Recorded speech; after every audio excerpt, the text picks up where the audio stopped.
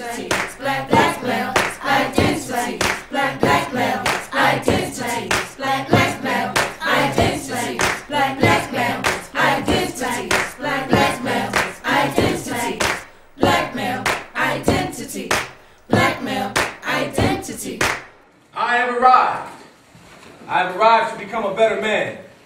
I have arrived to take back my community, which is in a state of emergency.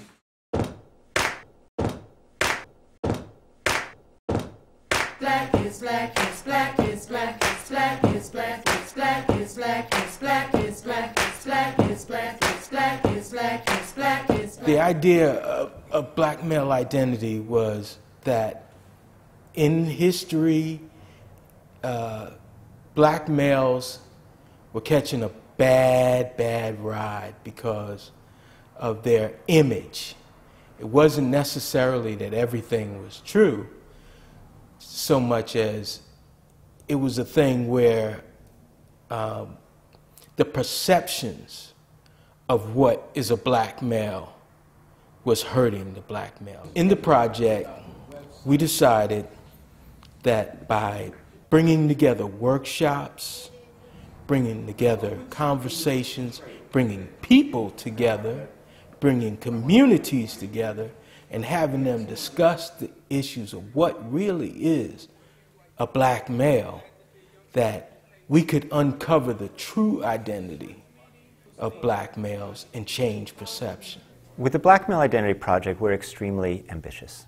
The way you shift perception is by putting in front of people new images and new narratives to take the place of the saturation of negative imagery. The project is definitely meant to counter many of the negative images, but we're going to do that in a very sophisticated manner by accentuating the positive, the assets that black men and black male identity inherently possesses. Within this project, we aim to stimulate community-wide dialogue, art making, and sharing of images and ideas to develop a true and positive story.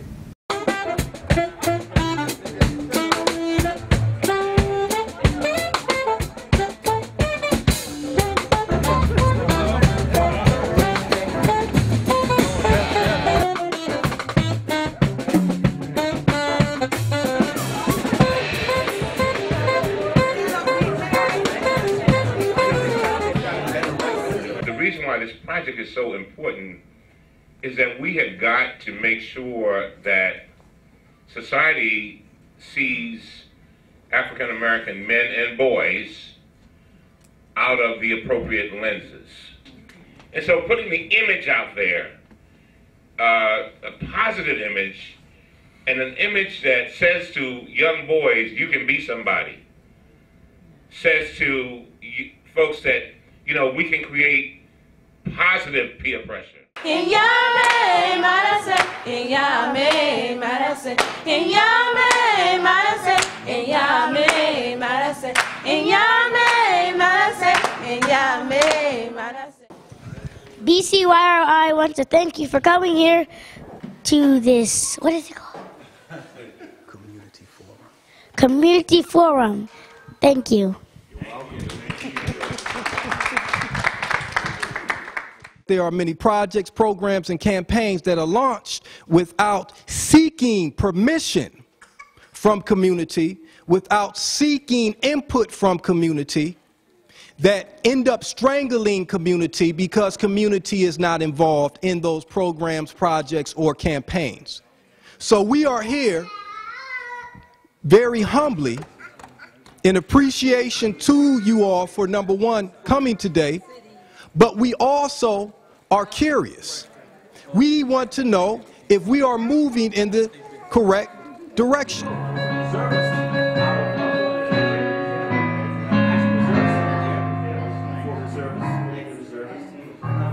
This project is only going to be as successful as community.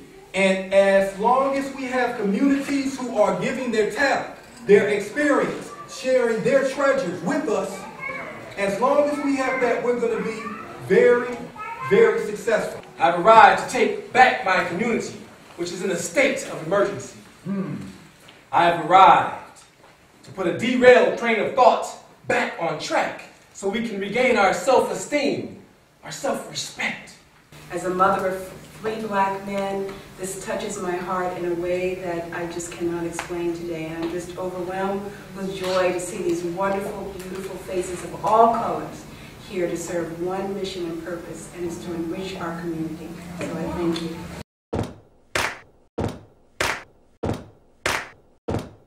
Black is black is black is black is black is black is black is black. I think that the project hopefully will have artists demonstrating their responses or within the body of their work, clues or ideas or perceptions to enhance this conversation. With that, perhaps there could be change. You know, there could be awareness. You know, change for the positive. There may be change about recovery. There may be actually change about the negative. Some people may actually be upset with what they find. Who knows? Art on Purpose, through the Black Male Identity Project, has hired teaching artists to facilitate workshops for art making at Baltimore Born, a after-school program in the Oliver neighborhood, Center for Urban Families, a workforce and fatherhood program, Urban Leadership Institute for young men. So we are going where identity formation occurs and asking for artwork to be made about the story of selfhood. It's a brush, and the brush has bristles, it has hair. So I want you to use that. Okay? And I want you to spread the paint. Paying attention? Yes. Initially, what I wanted to do was to define their blackness and their identity for them.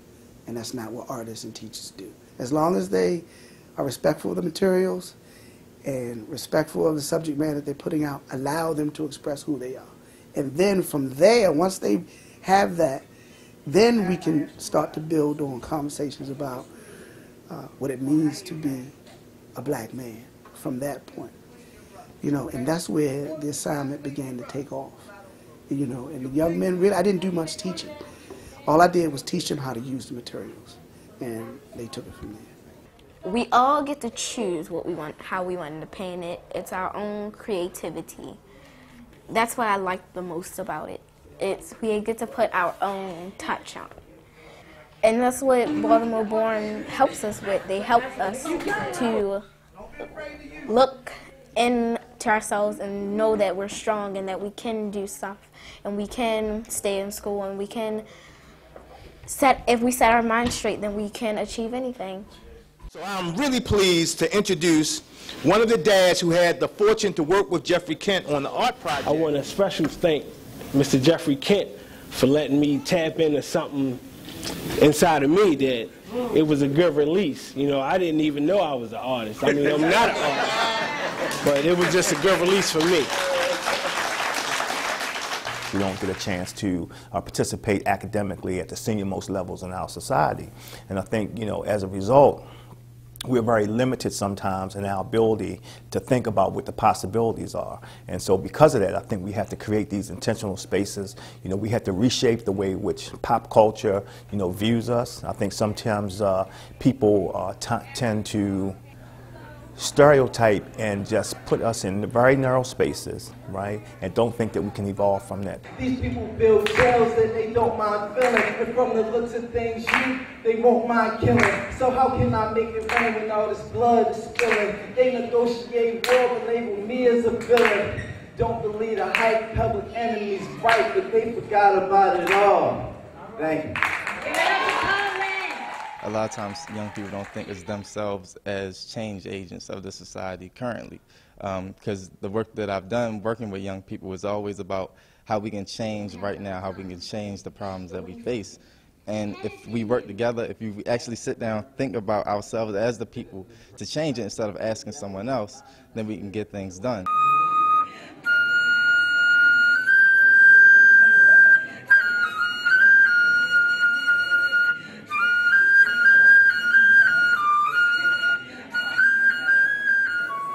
What I wanted to do is to talk about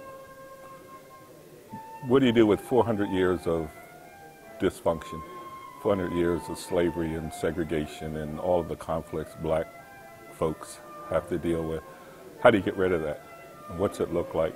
So on each figure, there's a stereotype image, cotton plant, a dollar, and a lawn jockey.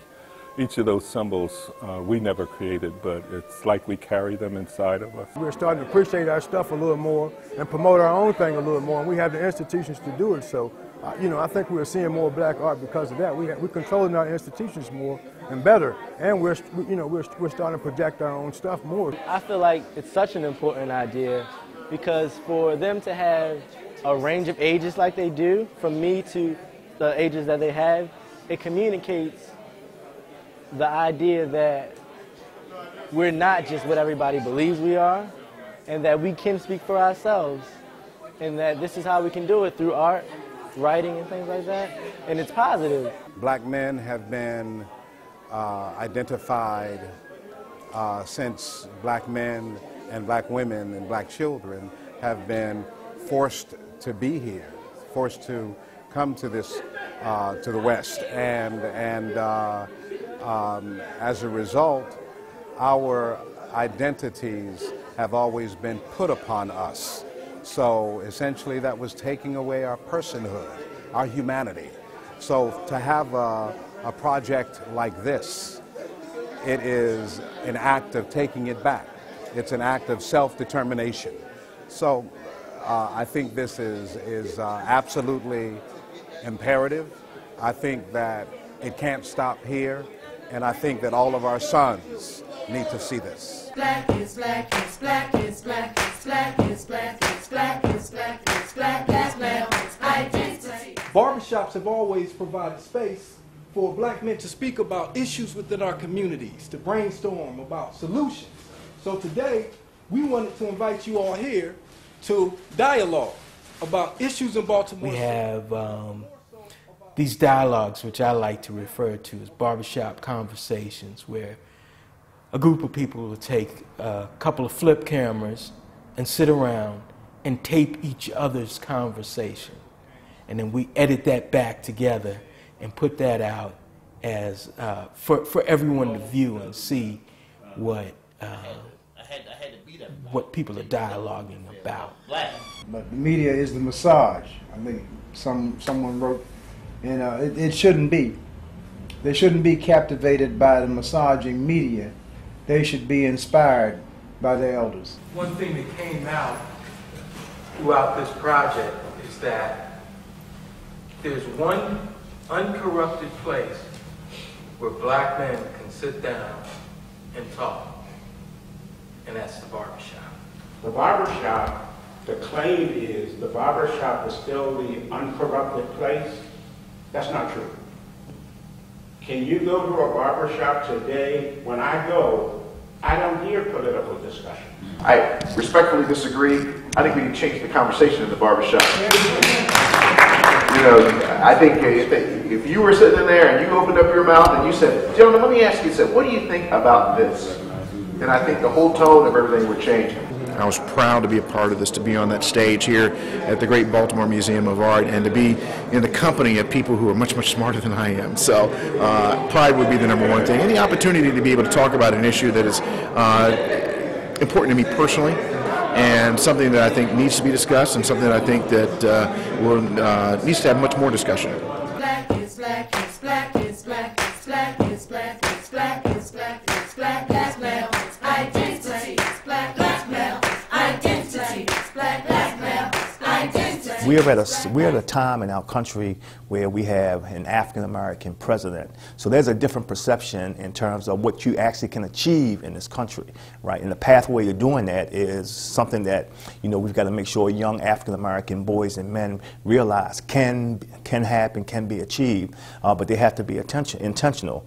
You know, just speaking of politics, you know, the number one line item in a political budget is for marketing and communications. So we, to a great extent, we determine who will be the leader of the free world based on the budget and the marketing and communications line item. So if that is how we shape perception and opinion about our political choices, I think we have to be sophisticated and begin to use the mediums to be able to shape who we are and how we want people to perceive us. What I see with the Black Male Identity Project, well, let me first say I've seen growth. From the beginning of the project to now, I've seen them begin to gain momentum and begin to truly understand that this monumental task that they've taken on. I'm not sure that they understood it initially, and I'm not sure that, well, I think they may have underestimated the reaction of the community. But I think now they're beginning to gain momentum and fully understand how grand a project this is and how necessary a project it is. When I first heard it was like a good idea where everybody can express themselves by making art. Well, it depends on how you look at it. Like if you were to look at the news or like listen to a radio or something, it always seems like they're doing something bad or like they're gonna grow up to be bad. With these art pieces, you can show it in a way that they are good, or they could be good, or they could become something wonderful. My brothers. As a Black young woman, I wanted to show that in our world there are more than just negative images of Black males. I know positive Black males, as you can see in my project, and I really wanted to show how I see them, how I view them as a young Black woman. The arts is not a goal. The arts are life. And if we go to the vortex of what life is about, the arts are central. It is essential. It is fundamental. It is a building block, the foundation of who a people are. A people are judged by their cultural infrastructure, not their politics, not their money, but their cultural infrastructure, what holds them together, what gives them meaning, what is the ethos of their being about. And that is articulated through the arts, all the arts, music, dance, visual, poetry, spoken word, you name it, even sports, it's an art. How the body moves in space. So the arts are the most natural, they are the most viable, and it is the easiest to work through as a vehicle of change because the youngest of persons can do it and the oldest of persons can do it. There is no age restriction. It's multi-generational. I think it's important that when we do something positive, when we do something great, that we need to let everybody know. Also, there's some things that are mundane, not really big, very simple things, like the way we wear our hat, the way we shake hands, the way we slap a dap.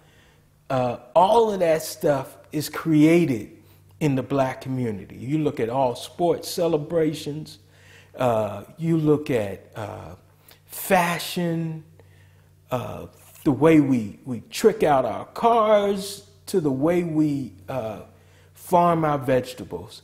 There are a lot of things that Black men should have taken credit for, but didn't get credit for. I say it's time to take credit for those things. I have faced my fears and will no longer dine at the table of deceit. I have ascended beyond the barriers of racism and scaled the walls of hatred, to rise and shine like the morning sun. What do you see when you look at me? And why?